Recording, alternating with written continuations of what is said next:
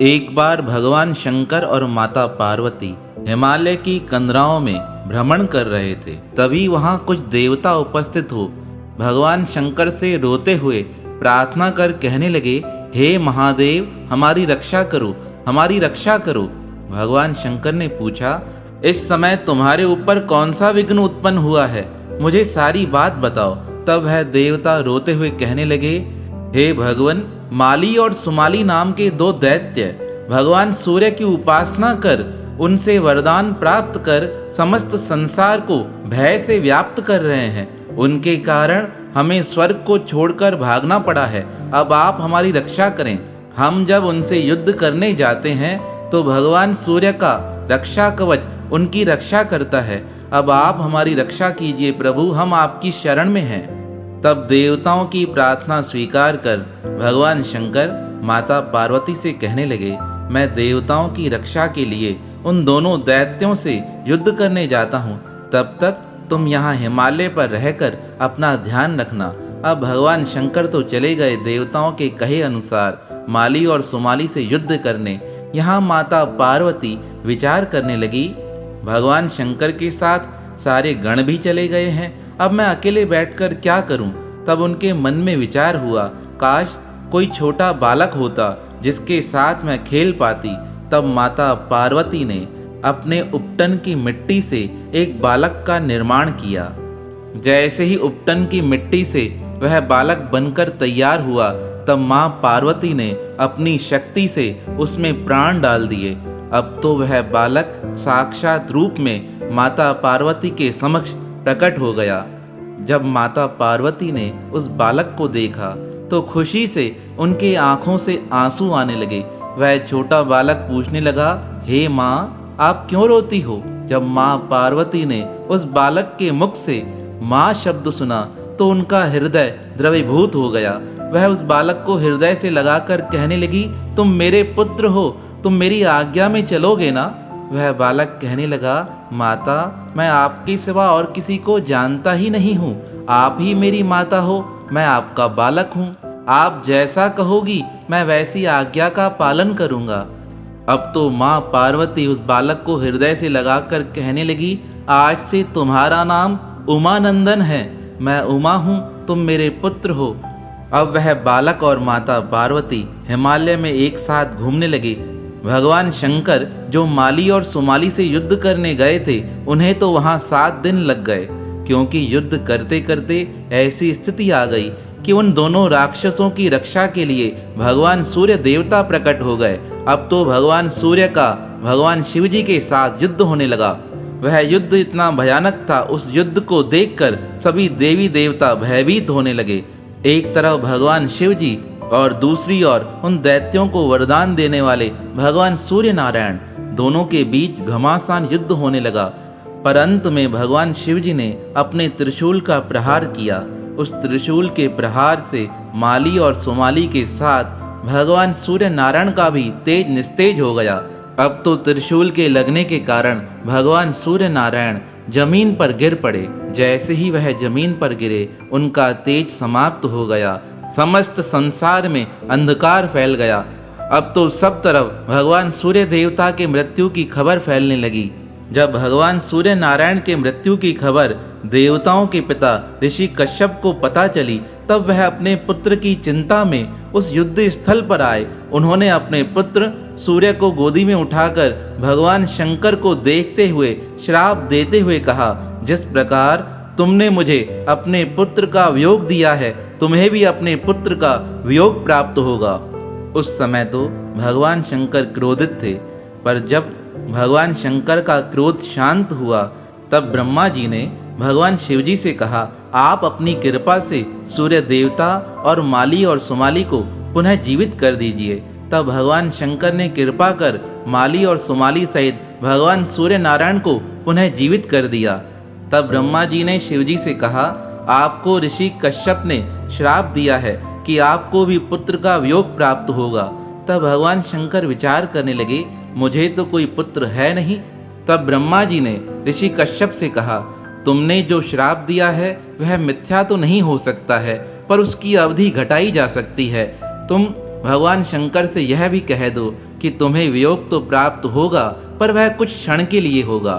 तब ऋषि कश्यप ने भगवान शंकर की स्तुति करते हुए कहा, मैंने अज्ञानवश आपको श्राप दिया है, पर वह श्राप थोड़े समय के लिए ही सार्थक होगा, उसके बाद वह श्राप समाप्त हो जाएगा। अब भगवान शंकर सूर्य नारायण को जीवन दान दे हिमालय की कंदराओं में पुनः लौट आए। जैसे ही वह हिमालय पर पहुंचे, उन्हें तो पता नहीं था कि यहाँ माता पार्वती ने एक बालक को प्रकट किया है। वह बालक हिमालय के पहाड़ों पर घूम रहा था। उस उमानंदन को माता पार्वती ने कहा था, हे पुत्र, मैं नदी में स्नान करने जा रही हूँ, तुम ध्यान रखना, जब मैं स्नान करूँ उस समय उस नदी में कोई प्रवेश न करे।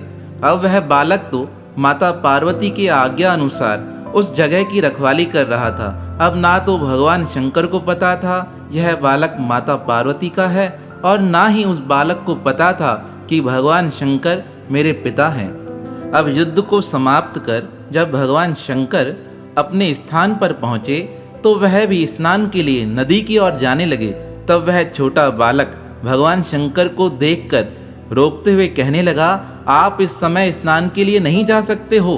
तब भगवान शंकर ने उस बालक को देखकर कहा, तुम इतने सुंदर हो और मुझे क्यों रोकते हो, यह घर मेरा है। तब वह बालक कहने लगा, यह घर आपका नहीं है, यह मेरी माता का घर है, और मेरी माता इस समय स्नान करने गई है, मैं तुम्हें वहां जाने की आज्ञा नहीं दे सकता हूँ। तब भगवान शंकर को बड़ा क्रोध आया। क्रोध में भरकर उस बालक की ओर देखकर कहने लगे, मुझे जाने दो, नहीं तो मैं तुम्हारा वध कर दूंगा। वह बालक हंसते हुए कहने लगा, कोई मेरा वध नहीं कर सकता है, पर मैं आपको वहां जाने नहीं दूंगा। भगवान शंकर का क्रोध बढ़ता गया। उन्होंने त्रिशूल उठाकर उस बालक का सर धड़ से अलग कर दिया। अब भगवान शंकर उस बालक को मारकर स्नान करने चले गए। जैसे ही माता पार्वती ने वहां भगवान शंकर को देखा, भगवान शंकर की वंदना की। वंदना करने के पश्चात माता पार्वती ने पूछा, आप दुष्टों का संहार करके आ गए? तब भगवान शंकर ने माता उमा को सारी बात बताई। अब भगवान शंकर को देखकर माँ उमा कहने लगी, आप स्नान कर तैयार हो जाइए, मैं आपके लिए भोजन लगाती हूँ। अब भगवान शंकर ने गंगा नदी में स्नान किया। स्नान के पश्चात जब माँ उमा ने भगवान शंकर के खाने की तैयारी प्रारंभ की, तो उन्होंने भगवान शंकर के साथ एक अन्य थाली भी लगाई। भगवान शंकर पूछने लगे, यह अन्य थाली किसके लिए परोसी जा रही है? तब माँ पार्वती कहने लगी, आपके पुत्र उमानंदन के लिए। तब माता ने आवाज लगाकर कहा, हे उमानंदन, जल्दी से अंदर आओ, अपने पिताजी से मिलो। पर बालक का तो वध हो चुका था, वह कैसे माता को आवाज देता? तब माता पार्वती चिंतित हो बाहर आकर अपने पुत्र को ढूंढने लगी। पर जैसे ही उनकी नजर उस मृत शरीर पर गई, तो वह विलाप करते हुए कहने लगी, किसने मेरे बेटे का वध किया है? तब भगवान शंकर वहां आकर कहने लगे, इसका वध तो मेरे द्वारा हुआ है। तब माता पार्वती को बड़ा क्रोध आ गया। वह कहने लगी, आपने मेरे बेटे का वध किया है। भगवान शंकर कहने लगे, यह आपका पुत्र था? मुझे तो इस बात का ज्ञान ही नहीं था। मैं तो नदी में स्नान करने के लिए प्रवेश कर रहा था, तब इसने मुझे जाने से मना किया। इसने मेरी अवज्ञा की, इसलिए मैंने इसका वध कर दिया। तब माता पार्वती विलाप करते हुए कहने लगी, आप जल्दी से मेरे पुत्र को जीवन दान दीजिए। इतने में स्वर्ग के सारे देवता भी भगवान शंकर की वंदना करने के लिए हिमालय पर उपस्थित हुए। जब उन्होंने देखा माता पार्वती विलाप कर रही है, तब भगवान विष्णु भगवान शंकर के नजदीक आकर कहने लगे, हे भगवान, माता पार्वती के दुख को दूर कीजिए। तब भगवान शंकर ने माता पार्वती का दुख दूर करने के लिए गरुड़ जी से कहा, तुम जल्दी से उत्तर दिशा की ओर चले जाओ।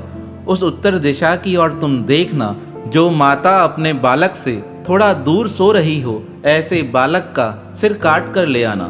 भगवान शंकर का आदेश मान गरुड़ जी तो उत्तर दिशा की ओर चले गए। वहां जाकर उन्होंने देखा सब माताएं अपने बच्चों को हृदय से लगाकर सो रही हैं, पर एक हथनी अपने बच्चे का त्याग कर दूसरी ओर सो रही है। तब भगवान शिव का आदेश मान गरुड़ जी उस हाथी के बालक का सिर काटकर हिमालय पर ले आए। तब भगवान शंकर ने अपनी कृपा से उस मृत बालक के शरीर पर हाथी का सर रख दिया। अब जैसे ही उमानंदन के शरीर पर हाथी का सर लगाया गया, भगवान शंकर की कृपा से उसमें पुनः प्राण उत्पन्न हो गए। अब वह बालक हाथ जोड़कर माता पार्वती को हृदय से लगाकर कहने लगा, माता तुम इतनी देर कहाँ चली गई थी?